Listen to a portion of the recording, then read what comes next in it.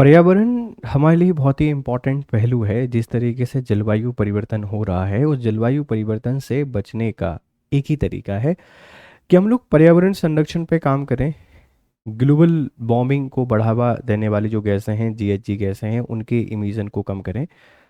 और इसी दिशा में मध्य प्रदेश सरकार का एक कदम है। पर्यावरण संरक्षण को बढ़ावा देने के लिए एक इनिशिएटिव लिया गया है। और इनिशिएटिव ये है कि अगर आप 25 से ज़्यादा पेड़ काटते हैं, मतलब किसी जगह पर 25 मोर देन 25 ट्रीज हैं, अगर आप इनको कट कर रहे हैं तो इसकी कटिंग के लिए एक कमेटी बनाई जाएगी। और ये जो इनिशिएटिव है, ये पर्यावरण संरक्षण की दिशा में एक एक इम्पॉर्टेंट पहलू साबित होगा, क्योंकि पिछले कुछ वर्षों से मध्य प्रदेश के जो वृक्षारोपण है या वन आवरण है, उस वन आवरण में कमी आई है। और ऐसे जिलों में वन आवरण में कमी आई है जहां नहीं आनी चाहिए थी। तो एक चिंताजनक स्थिति है, एक परेशानी वाली स्थिति है। इससे निपटने के लिए ये कदम लिया गया है। तो ये क्या है पूरी कहानी, इसकी क्या सिग्निफिकेंस है, कैसे ये काम करेगा, सब कुछ समझने की कोशिश करते हैं। उससे पहले आप लोग देखिए, हमारा ये आरंभ बैच है 10.0, आज इसकी आखिरी डेट है, तो आप इसको ज्वाइन करें। ये मेरा कोड है GRS लाइव। आप इस GRS लाइव को यूज़ करके जुड़ सकते हैं मेरे साथ। ये दो कोर्सेज हैं, एक गोल्ड है, एक प्लेटिनम है। आप इसके थ्रू आइए स्टडी आई के ऊपर। देखो, सॉरी, मध्य प्रदेश में पेड़ कटाई पर नई नीति, जो पेड़ कटाई है इस पे नई नीति यहाँ पे बनाई गई है। और नई नीति क्या है, आप इसको समझिए। अब 25 से अधिक जो पेड़ हैं, इन पेड़ के काटने के लिए हाई पावर कमेटी की अनुमति जरूरी होगी।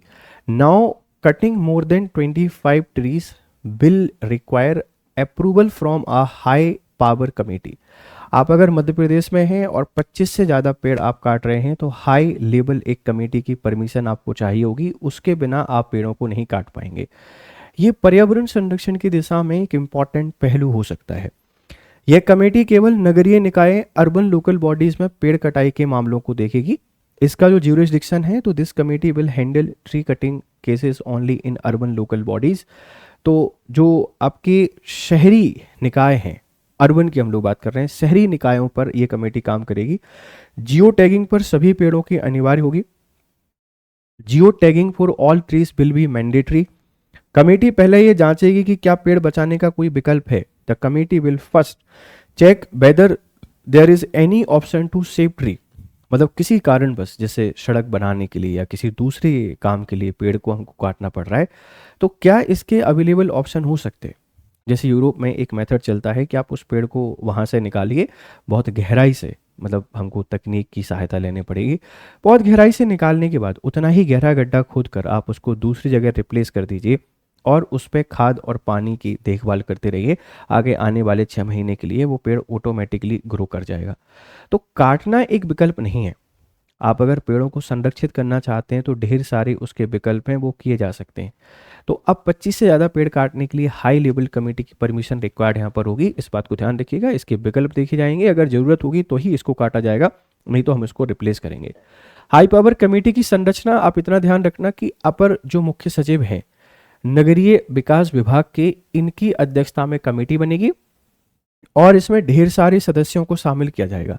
तो आपसे कोई पूछ सकता है इस कमेटी का चेयरमैन कौन होगा, आप लोग बता देंगे additional chief secretary urban development department. जो अर्बन डेवलपमेंट डिपार्टमेंट है, इसके एडिशनल जो चीफ सेक्रेटरी हैं, इनकी अध्यक्षता में कमेटी बनेगी।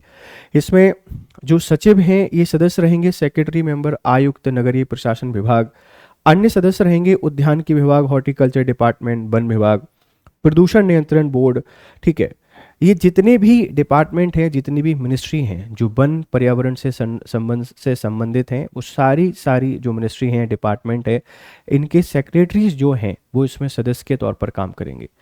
लेकिन इसकी अध्यक्षता कौन करेगा, आप इसको याद रखना।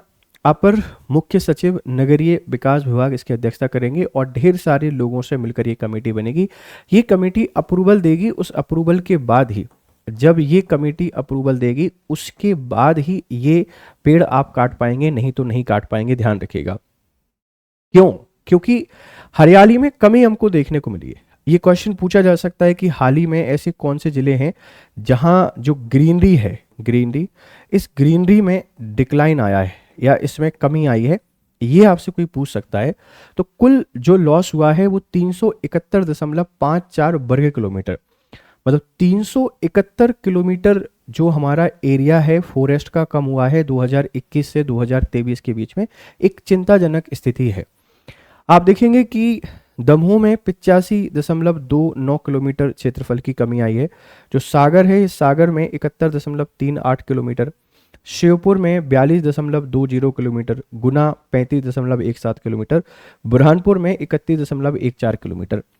ये तो वो जिले हैं जिनके बारे में खबर है, जो गवर्नमेंट की नज़र में है, या ये उतना एरिया है जिसकी सरकार को खबर है, जिसकी सरकार ने टैगिंग की है। ऐसे और ज़्यादा हिस्सा हो सकता है। हरियाली में कमी आना मतलब प्राकृतिक आपदा को बुलाना, पर्यावरण संबंधित बहुत सारी परेशानियों का सामना करना, ये सब कुछ हमको देखने को मिलेगा। तो आपसे कोई पूछ सकता है कि हाल ही में ज़्यादा जो कमी आई है वो कहाँ पर आई है, आप इन जिलों के बारे में बता सकते हैं, दमोह, सागर, शिवपुर, गुना और बुरहानपुर। हरियाली में वृद्धि आपसे कोई पूछेगा तो 22 जिलों में ग्रीन कवर बढ़ा है, जिसमें भिंड, ये बहुत अच्छी बात है कि 81.07 किलोमीटर बढ़ा है। रतलाम यहाँ 38.81, निवाड़ी 26.55, दतिया 23.94 और मुरैना में 10.46 एंड ग्वालियर। सबसे अच्छी बात क्या है कि जिन एरियाज़ में फॉरेस्ट काफ़ी कम थे वहाँ ग्रीन कवर बढ़ा है। मतलब वही वाली बात है ना कि जिनके पास कुछ नहीं है उनको उनकी अहमियत है, और जिनको मिल गया है आसानी से वो उसकी कदर नहीं कर पा रहे हैं। तो जिन जिलों में फॉरेस्ट कवर ठीक ठाक था वहाँ तो डिक्लाइन हुआ है, पेड़ों की कटाई हमको देखने को मिली है। और जिनमें फॉरेस्ट कवर थोड़ा सा डेंजर कैटेगरी में था, जहाँ पर संकटग्रस्त स्थिति में था, वहाँ जो फॉरेस्ट है, इस फॉरेस्ट में वृद्धि हमको देखने को मिली है। इसमें भी स्पेशली अगर हम लोग नॉर्थ एमपी की बात कर रहे हैं, बुंदेलखंड की बात कर रहे हैं, तो ये तो बहुत ही आपदाग्रस्त क्षेत्र है वनों की उपस्थिति के लिए। और वहाँ अगर वन क्षेत्रफल बन रहा है तो एक पॉजिटिव साइन है, एक पॉजिटिव हमको सिंबल देखने को मिल रहा है। तो इन जिलों में जो ग्रीन कवर है ये बड़ा है, आप ध्यान रखना। टोटल नंबर ऑफ डिस्ट्रिक्ट 22 हैं, इसमें प्रमुख जिले हैं जैसे भिंड, रतलाम, निवाड़ी, दतिया, मुरैना और और ग्वालियर। मुख्य तथ्य क्या है कि जो हमारा मतलब भंडार है, इस भंडार में जो वृद्धि हुई है, आप इस वृद्धि को याद रखिएगा। तो अब सबसे इम्पॉर्टेंट चीज़ क्या है कि जो पर्यावरण संरक्षण है, इस पर्यावरण संरक्षण को हमको बढ़ावा देना पड़ेगा। और पेड़ों की जो कटाई है, उस पेड़ों की कटाई को रोकने का जो नियम है, ऐसा नियम लागू करने वाला राज्य, अगर सभी राज्य कुछ इस तरीके से स्टेप लें या इस तरीके से इनिशिएटिव लें तो पर्यावरण संरक्षण बेहतर तरीके से हो सकता है। हालांकि इसमें दिक्कत ये भी है कि क्या ग्राउंड लेवल पर ये काम करेगा। आपके कानून तो ढेर सारे हैं, हमने कानून तो बहुत सारे बना दिए हैं, लेकिन क्या ये प्रैक्टिकली काम करेगा?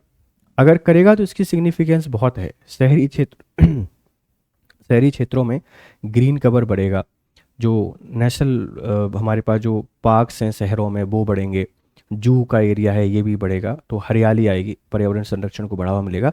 और एक बहुत ही शानदार कदम मुझे लगता है मध्य प्रदेश सरकार का। आप इसको अपने हिसाब से पेपर में कहीं भी यूज़ कर सकते हैं, ठीक है।